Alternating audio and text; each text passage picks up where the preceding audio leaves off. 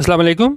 मेरा नाम है दानिश मकसूद और आप देख रहे हैं मेरा YouTube channel Dawn news editorials. आज है 29 मई 2020 और मैं आपसे डॉन का एडिटोरियल करा रहा हूँ उर्दू तर्जुमे के साथ। वो है यूएस एग्ज़िट। अब एग्ज़िट होता है कहीं से निकल जाना और यहाँ बात हो रही है यूएस के निकल जाने इसकी। और ये क्या है ये यकीनन आपको पता होगा कि जिस तरह हमारे पास दोहा डील हुई थी 29 फरवरी को तालिबान और यूएस के दरमियान, तो उसमें कहा गया था कि अमेरिकन जो फ़ौजी हैं वो निकल जाएंगे तकरीबन 14 महीनों में अफ़गानिस्तान से। तो ये डील हुई थी, तो उस लिहाज से जो है इन्होंने निकलना था मई 2021 तक। लेकिन अब इसमें जो इवेंट्स चेंज वगैरह क्या हुए हैं कि उसके बाद फरवरी के बाद हमारे पास इसमें कोरोना वायरस ने जो है वो ज़्यादा शिद्दत पकड़ ली थी और उसके बाद जो इकॉनमी का हाल हुआ अमेरिका के, दूसरे मुल्कों का भी हुआ लेकिन अमेरिका का भी साथ ही इसमें काफ़ी कॉन्ट्रैक्शन हुई इकॉनमी में। तो अब जो है वो ट्रंप कोशिश कर रहा है कि मैं ये हूँ ना अपना नवंबर में, क्योंकि वहाँ पे प्रेसिडेंशियल इलेक्शन है, तो उसकी कोशिश है कि भाई नवंबर से मतलब वैसे तो डील के मुताबिक तो मई 2021 में इन्होंने बाहर आना था इनके जो फ़ौजी हैं अमेरिकन। लेकिन अब जो है वो ट्रंप की कोशिश है कि भाई मैं अपने जो इलेक्शन है मेरा सदारती इलेक्शन, उससे पहले जो है वो अपने तमाम फ़ौजी अपने उधर बुला लूँ अमेरिका, क्योंकि वहाँ पे भी रिजेंटमेंट पाई जाती है कि भाई इतना वहाँ पे हमारा नुकसान हो रहा है जानी भी और माली भी। तो बेसिकली वो ड्राइविंग फोर्स क्या बन रही है ट्रंप के लिए, अपने इलेक्शन से पहले जो है वो मैं अपने फ़ौजी वापस बुला लूँ। तो उस हवाले से ये बताया गया है कि वक्त से पहले जो है वहाँ से फ़ौजी निकलना चाह रहे हैं और ऐसा मतलब ट्रंप की ख्वाहिश है कि प्रेसिडेंशियल इलेक्शन से पहले सारे फ़ौजी वापस आ जाएं। इसको स्टार्ट कर लेते हैं। Major development in the Afghan theatre has been the apparent US decision to speed up the withdrawal of troops from the country. उन्होंने कहा मेजर डेवलपमेंट क्या होती है, कोई चेंज ऑफ इवेंट्स आप कह लें, कोई अक्रेंस। और ये क्या इसमें हुई है अक्रेंस कि ये इन दी अफ़गान थिएटर, ठीक है, इन अफ़गान थिएटर इन्होंने यहाँ पे इस तरह कहा है क्योंकि है तो ये पॉलिटिकल सीन ही, लेकिन जिस तरह यहाँ पे होता रहा है इनकी आपस में टसल चलती रही अब्दुल्ला की गनी की, जब इनका प्रेसिडेंशियल इलेक्शन हुआ तो इंट्रा अफ़गान ही आपस में इन लोगों के इतने मसले चल रहे हैं। तो इसलिए राइटर ने यहाँ पे क्या यूज़ किया कि उन्होंने कहा कि ऐसे चेंज ऑफ इवेंट्स हुए कहाँ पे, अफ़गान थिएटर में। तो इसलिए इन्होंने पॉलिटिकल एरिना की जगह यहाँ पे अफ़गान थिएटर इस्तेमाल किया है कि वो बिल्कुल इस तरह ड्रामा ही जिस तरह लगा रहता था वहाँ पे, क्योंकि प्रॉपर एक कोई हुकूमत नहीं थी, कुछ नहीं था। लेकिन अब जो है इसकी पावर शेयरिंग डील हो चुकी है दोनों के दरमियान, तो अब उम्मीद है कि कोई हालात थोड़े बेहतर होंगे।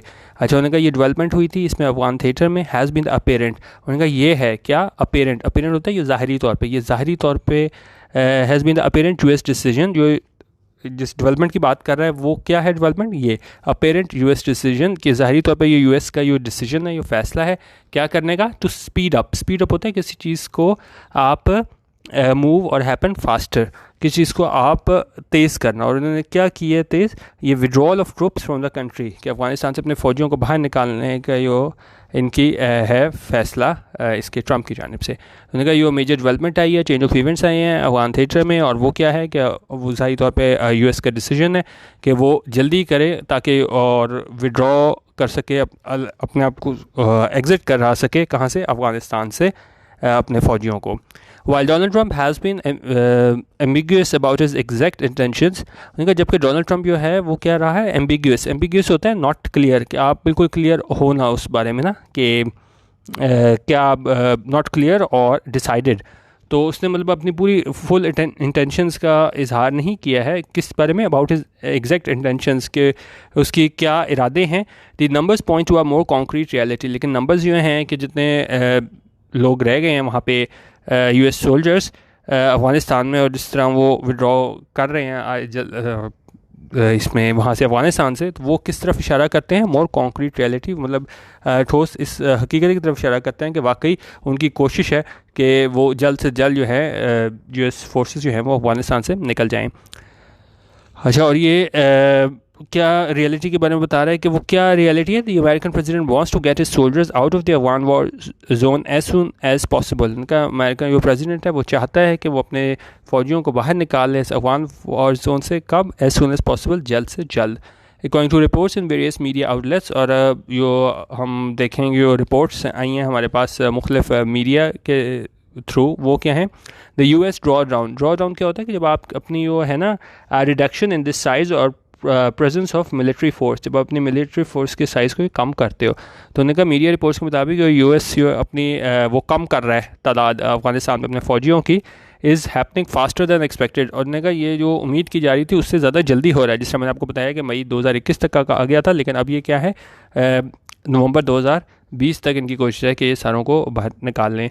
And if sources are to be believed, और अगर हम ज़राए हैं उनका यकीन करें, the last American soldier in Afghanistan में be out of the country before the November presidential elections in the US. और उन्होंने कहा अगर हम इसको ज़राए को यकीन करें तो जो आखिरी अमेरिकन सोल्जर है अफगानिस्तान में वो शायद निकल जाए अफगानिस्तान से, कब, ये नवंबर प्रेसिडेंशियल इलेक्शन से पहले ये यूएस में होने हैं इंस्टेड ऑफ मई 2021, क्योंकि डील के मुताबिक तो मई 2021 तक निकलना था। उनका उसकी बजाय 2021 के बजाय नवंबर 2020 तक जो है वो निकल जाएं सारे फ़ौजी अफगानिस्तान से। और ये मई 2021 के बारे में बता रहे हैं, ये क्या चीज़ थी, ये डेडलाइन थी set by the peace deal signed by Washington and Afghan Taliban in Doha in February. 29 फरवरी को जो पीस डील हुई थी तालिबान और यूएस के दरमियान, तो उसमें उन्होंने कहा था कि जी हम 14 महीनों में निकलेंगे, और फरवरी से आगे फिर वो मई 2021 तक टाइम बनता था। लेकिन अब जो है प्रेसिडेंशियल इलेक्शन की वजह से जो है ट्रम्प की कोशिश है कि मैं इसको पहले वहाँ से अपने फ़ौजियों को निकाल लूँ।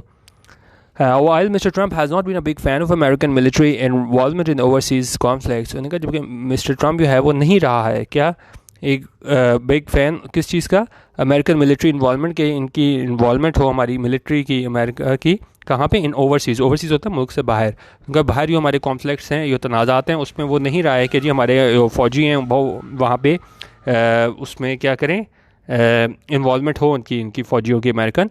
Hair purely domestic concerns namely re-election may be driving his Afghan policy. लेकिन उन्होंने कहा यहाँ पे जो इसका फैसला है कि जी मैं इनको वापस बुला लूँ, तो यहाँ पे क्या है, बिल्कुल डोमेस्टिक कंसर्न्स यो वहाँ पे यो अमेरिका में यो इनका अपना है, नेमली री इलेक्शन, कि जो इनका री इलेक्शन होना है इस सदर का, मे बी ड्राइविंग होता है कोई चीज़ आपको क्या करे, कॉजिंग समथिंग एग्जिस्ट और हैपन, कोई आप कहते हैं ना ड्राइविंग फोर्स है, तो ये जो इनका प्रेसिडेंशियल इलेक्शन है तो ये ड्राइविंग फोर्स है कि यानी इसकी वजह से कोशिश है ट्रम्प की कि मैं अपने फ़ौजियों को वापस बुला लें। तो उन्होंने कहा ये वहाँ पे अमेरिका में अपना इनका वो हो रहा है री इलेक्शन, तो वो क्या है, ड्राइव कर रहा है इसको इसकी अफ़गान पॉलिसी को कि भाई मैं क्या करूं, क्योंकि इकॉनमी बिल्कुल सूरत हाल तबाह हो गई है। तो उसकी कोशिश है कि भाई मैं कम से कम इलेक्शन से पहले अगर मैं इनको ले आऊँ अपने मुल्क में, तो हो सकता है कि इसके जीतने के चांस बढ़ जाएँ ट्रम्प के।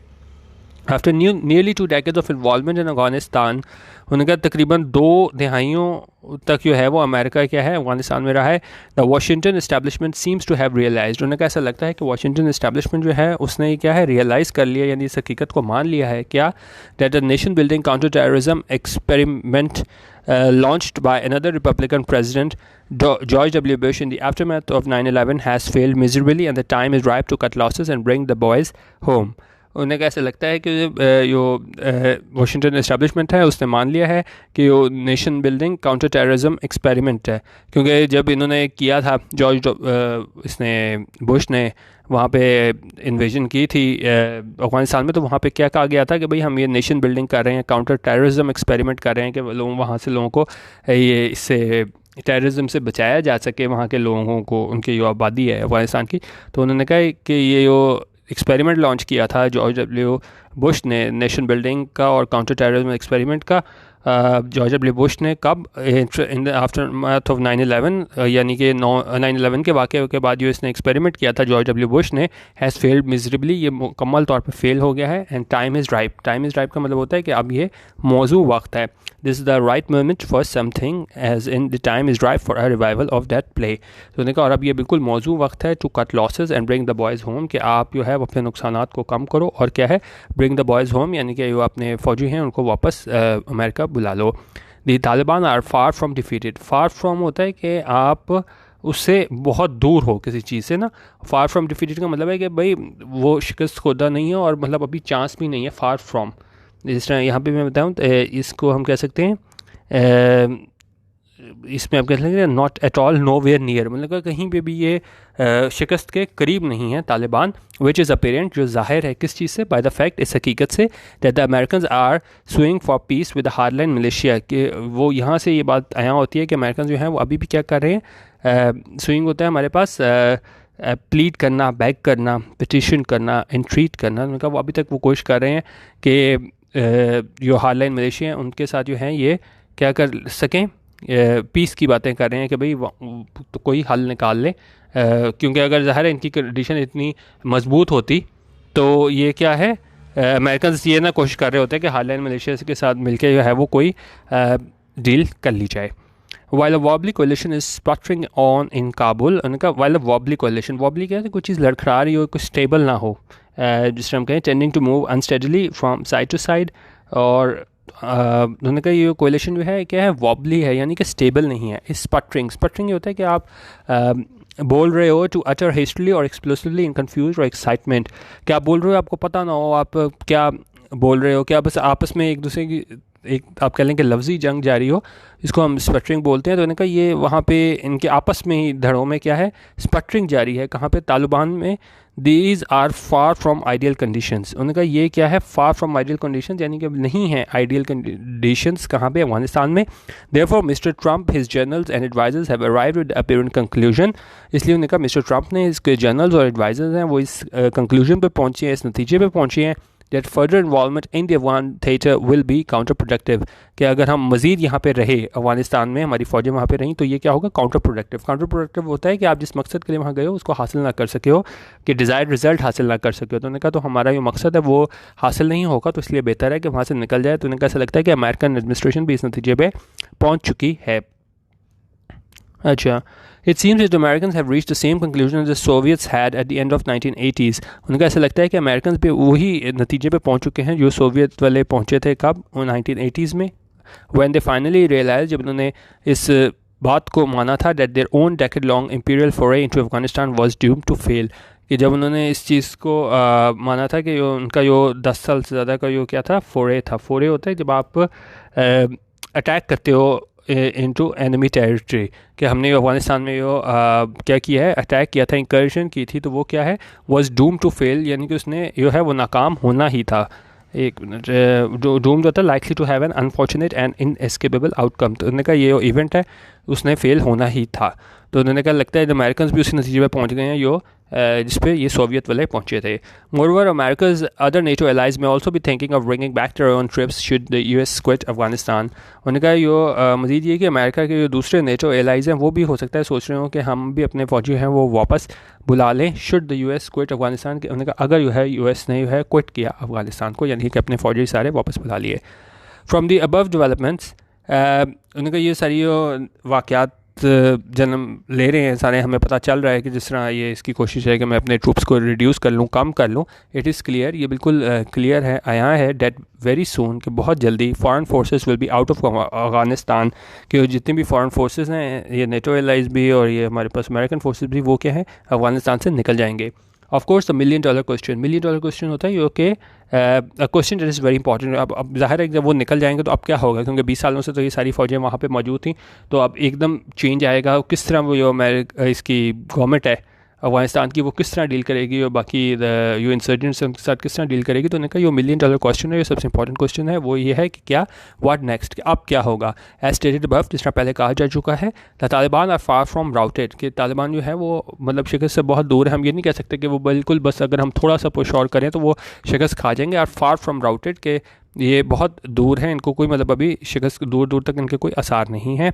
And unless some intra Afghan settlement is reach, उन्होंने कहा अगर जो है वो ना की गई, क्या, इंट्रा अफगान सेटलमेंट, कोई डील ना की गई, क्या होगा, the long war will only continue, और ये इतनी देर से जो जंग जारी है वो क्या है, सिर्फ जारी रहेगी.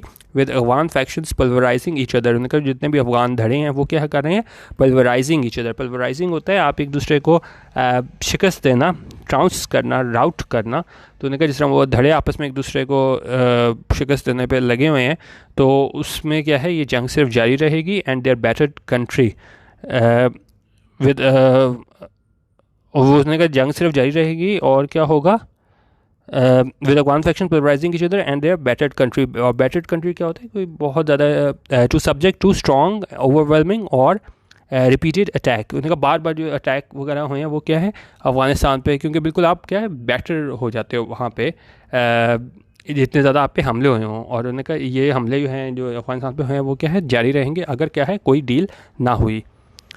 While the US and Europe are clearly tired of the Afghan embrolio, उन्होंने कहा ये जो US और यूरोप हैं वो यकीनी तौर पे क्या है वो बिल्कुल थक चुके हैं किस चीज़ से, ये अफगान एम्ब्रोलियो है। एम्ब्रोलियो क्या होता है, कोई बहुत ज़्यादा कॉम्प्लिकेटेड सिचुएशन, प्रॉब्लम, डिफ़िकल्टी, ठीक है। तो उन्होंने कहा इस मुश्किल सूरत हाल से वो बिल्कुल थक चुके हैं। परहैप्स अदर रीजनल स्टेट्स, उन्होंने कहा दूसरे ये रीजन में दूसरी स्टेट्स हैं और वो कौन कौन सी हैं, Pakistan, China, Russia and Iran as well as major Muslim states can play a greater role. उन्होंने कहा ये दूसरी स्टेट्स हैं वो भी क्या हैं, वो अपना अहम कलीदी किरदार अदा कर सकती हैं मुस्लिम स्टेट्स किस चीज़ में, to help facilitate an intra Afghan deal, के वो मदद करें कि इसमें कोई फैसिलिटेट करें इन्हें किन्हें एन इंट्रा अफगान डील, कोई इंट्रा अफगान डील करने में या आपस में जो है इनकी डील कराई जा सके। तो का ये जो मुल्क हैं पाकिस्तान, चाइना, रशिया, ईरान, ये क्या अहम किरदार अदा कर सकते हैं। अनलेस दिस इज़ डन, उन्होंने कहा अगर ये जो है वो ना किया गया, द कंट्री में plunge into mujahideen like international civil war, pitting tribes, ethnic groups and tribal warlords against each other and open ended conflict. तो उन्होंने कहा ये बिल्कुल उसी तरह ही हो जाएगा जिस तरह हमारे पास जो है वो मुजाहिदीन लाइक जो है वो सिविल वॉर, उस तरह ही वो हम उसमें ये प्लंज हो जाएंगे, उसी में इस तरह ये हमारे पास सीन हो जाएगा अगर ये क्या इंट्रा अफगान डील नहीं हुई हमारे पास वहाँ पे वहाँ पे अफ़गानिस्तान में। उन्होंने कहा अगर इन मुल्कों ने जो है इनको फैसिलिटेट ना किया तो फिर हमारे पास जो है वो सिविल वॉर की तरफ ये चला जाएगा Afghanistan, mujahideen like civil war. और उन्होंने कहा और अगर अफ़गानिस्तान दोबारा नाकाम हुआ इसका क्या होगा, इसका बड़ा मनफी असर होगा किस चीज़ पे, रीजनल सिक्योरिटी पे, और ये प्रोलॉन्ग कर देगा, बढ़ा देगा क्या चीज़, nightmare of the Afghan people, ये एक भयानक ख्वाब है अफगान लोगों का, उसको बढ़ा देगा। The window of opportunity, window of opportunity होती है हमारे पास favourable opportunity for doing something that must be seized immediately, क्योंकि एक आपको मौका मिला जिसको आपको फ़ौरन इस्तेमाल करना होता है कि आप उस मौके का फ़ायदा उठा सकें। उनका ये विंडो ऑफ अपॉर्चुनिटी है फॉर वर्केबल डील, कि एक ऐसी डील हम कर सकें जो क्या वर्केबल हो, यानी कि सारों को कबूल हो। इस क्लोजिंग फास्ट होने का ये जो है इसका वक्त जल्दी ख़त्म हो रहा है। तो अब अगर डील कोई होनी है इंट्रा अफगान डील, और ख़ासतौर पर इन ममालिक को भी चाहिए कि इनको अफ़गानिस्तान वालों के साथ जो है क्या फैसिलिटेट करें, पाकिस्तान, चाइना, रशिया, ईरान।